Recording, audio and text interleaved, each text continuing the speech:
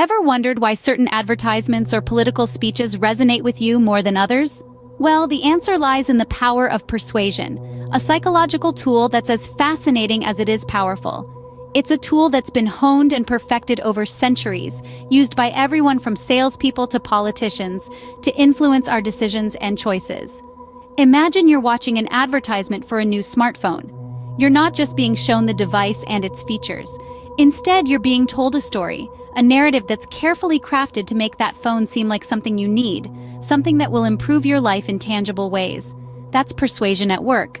Or consider a political campaign. The speeches, the slogans, the promises, they're all designed to persuade you to support a particular candidate or cause. They appeal to your emotions, your values, your beliefs. Again, that's persuasion in action.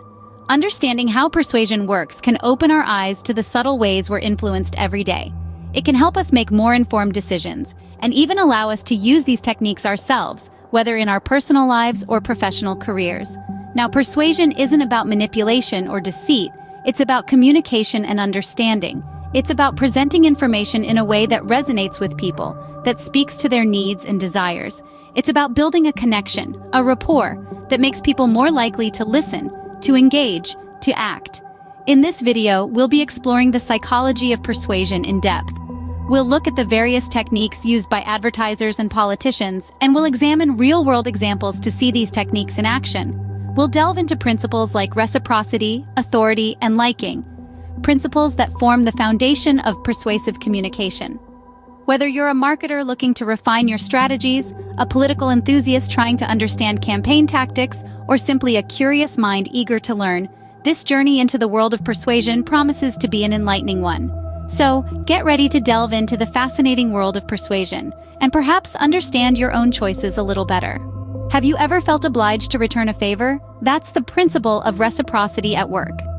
Follow along with our time-stamped key moments in the description below. We've broken the video down into chapters, so that you can easily follow along or skip to a section that is of interest to you. In the realm of persuasion, the principle of reciprocity is an incredibly powerful tool. It's a social norm that compels us to return a favor when one is done for us. This psychological phenomenon can be seen in action every day, especially in the world of advertising and politics. Consider a popular fast food chain that's always offering free samples. Have you ever wondered why they do it? It's not just to introduce you to a new product. It's a calculated move. They're leveraging the principle of reciprocity. When you accept that free sample, subconsciously, you may feel an obligation to return the favor. This could be as simple as making a purchase, leaving a positive review, or recommending the brand to a friend. The chain gives you something small, and in return, they potentially gain a lot. That's the power of reciprocity. Now let's turn our attention to the political landscape. Politicians are masters of the reciprocity principle. In order to secure votes, they often promise certain benefits to their supporters. A politician might promise better health care, lower taxes, or improved educational opportunities. In doing so, they're creating a sense of obligation among their constituents. If they deliver on their promises, voters may feel obliged to support them in return, whether it's by voting for them again or endorsing them to others. However, it's essential to remember that the principle of reciprocity, like all persuasion techniques, isn't inherently good or bad. It's how it's used that determines its impact.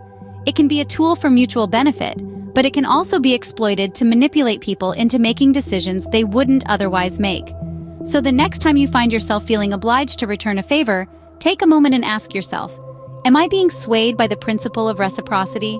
Reciprocity, a simple yet powerful tool that can sway our decisions in surprising ways. Authority, we tend to obey figures we perceive as experts.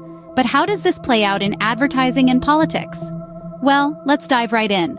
The principle of authority is a powerful psychological tool. Quite simply, we're more likely to be persuaded by someone we perceive as an authority figure. We trust them, we respect them, and we believe that their expertise can guide us to make the right decisions. Let's take a look at a classic example in the world of advertising. Picture this. You're watching television, and a commercial for a toothpaste brand comes on.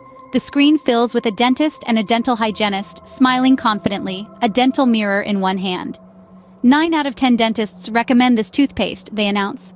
Suddenly you find yourself seriously considering buying this toothpaste. Why? Because dentists, as authority figures in the world of oral health have recommended it. This is the principle of authority in action. The toothpaste brand is leveraging the perceived expertise and trustworthiness of dentists to persuade you to buy their product. It's a subtle nudge, but incredibly effective. Now let's switch gears and look at politics.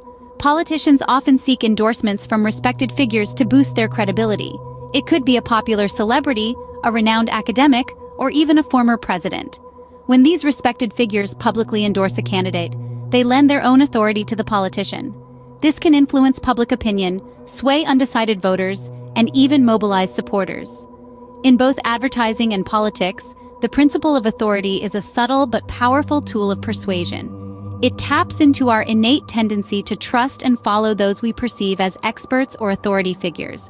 And it's not just about blind obedience, it's about our desire for guidance, our need for certainty in a complex world. So the next time you feel yourself swayed by the words of an expert or an endorsement from a respected figure, remember this: it's the principle of authority at work. The authority principle, a subtle nudge that often guides our choices without us even realizing it. We are more likely to say yes to people we like, but how is this liking manufactured in the world of advertising and politics? Let's dive into the principle of liking.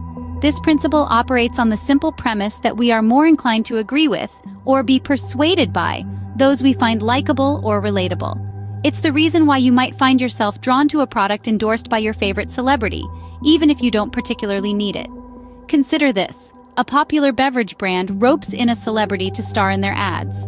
Why? Because that celebrity has a fan base, a group of people who admire them. They're not just selling a drink, they're selling an association with someone you already like. It's a clever strategy, isn't it? By connecting their product with a likable figure, the brand is effectively leveraging the liking principle to influence your purchasing decision. But it's not just in advertising where we see this principle at play. It's a key player in politics too. Politicians often project themselves as relatable, charming individuals, trying to strike a chord with the common man. They share anecdotes from their personal lives, play up their humble beginnings, or even participate in popular culture, all in an effort to appear more likable. The idea is to make you feel like they're just like you. They understand your struggles, and hence are the best choice to represent you. In both these scenarios, be it a celebrity endorsing a soda or a politician vying for votes, the principle of liking is being exploited to persuade you. It's not about the actual merit of the product or the politician, it's about how much you like the person selling it to you. So, the next time you find yourself drawn to a product or a person, take a moment to reflect. Are you really interested in what's being sold? Or are you simply swayed by the charm of the person selling it? The liking principle, a testament to the power of charm and relatability in shaping our decisions. So, how do these principles of persuasion affect our daily decisions? It's a question that, after delving into the world of psychology and persuasion, we're now better equipped to answer. We've explored the power of persuasion, a force that's all around us, subtly or overtly influencing our choices every day. It's in the advertisements we see on TV, the political speeches we hear, and even in our personal interactions. Understanding its mechanisms helps us decipher the world around us more accurately. We've touched on the principle of reciprocity, a human tendency to return favors and strive for fairness. It's a tactic used extensively in advertising and politics, where free samples or promises of future benefits make us feel obliged to reciprocate, often by buying a product or supporting a cause. Then, there's the principle of authority. We're naturally inclined to follow and trust figures of authority, a fact not lost on advertisers and politicians. By presenting themselves or their spokespeople as experts or leaders, they manage to sway our opinions and behaviors. And let's not forget the principle of liking. We're more likely to be persuaded by people or entities that we like or identify with. This principle explains why advertisers often use popular celebrities to endorse their products, and why politicians strive to be relatable and likable. Understanding these principles doesn't just help us see through the strategies used by advertisers and politicians. It also empowers us to make more informed decisions. We can recognize when we're being influenced by these techniques and choose whether or not to act on them. Being aware of the influences around us doesn't make us immune to them, but it does give us a degree of control. We can use this knowledge to our advantage to navigate the world more effectively and make choices that truly align with our own interests and values. Understanding the psychology of persuasion not only demystifies the world of advertising and politics, but also empowers us to make better decisions. Until next time, stay curious and stay informed. Like and subscribe to join us on a journey of discovery as we seek to understand the fundamental aspects of human behavior, emotions, cognition, and relationships. Until next time.